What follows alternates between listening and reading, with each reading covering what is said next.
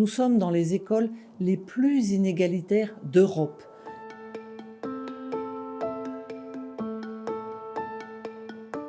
Le 5 décembre dernier, Gabriel Attal a annoncé le choc des savoirs. Nous sommes inquiets parce que ce choc des savoirs ne va pas réduire les inégalités dans notre école.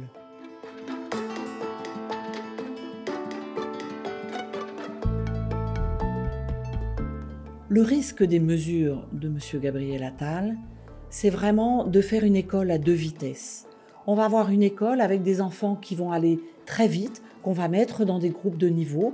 Donc ils vont partir un peu des groupes de niveau qui marchent très rapidement et qui réussissent rapidement, sans doute dans beaucoup de matières, peut-être pas dans tous d'ailleurs. Certains risquent de se retrouver en difficulté.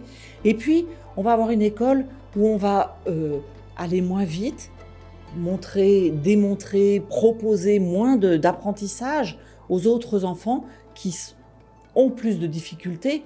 Ça, c'est ce qu'on dit au départ, qu'ils ont plus de difficultés. Mais si on prend le temps de leur faire apprendre, les difficultés s'amoindrissent et ils rejoignent les autres.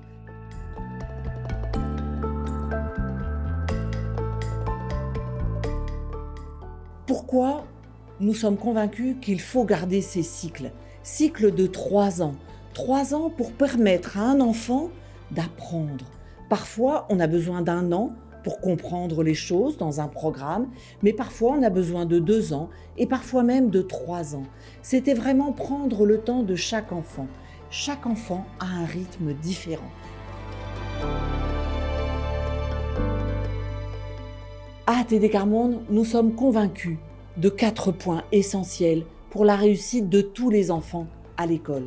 La formation des enseignants, le nombre d'enseignants qui doit augmenter. Nous avons besoin d'avoir davantage d'enseignants dans les écoles. La stigmatisation des enfants de milieux les plus défavorisés. Il faut cesser de stigmatiser ces enfants par des formations à la connaissance de la grande pauvreté. Et puis, la relation parents-enseignants. Ils doivent parler d'adulte à adulte pour permettre aux enfants, à tous les enfants, d'apprendre en toute quiétude, de vraiment rentrer dans les apprentissages.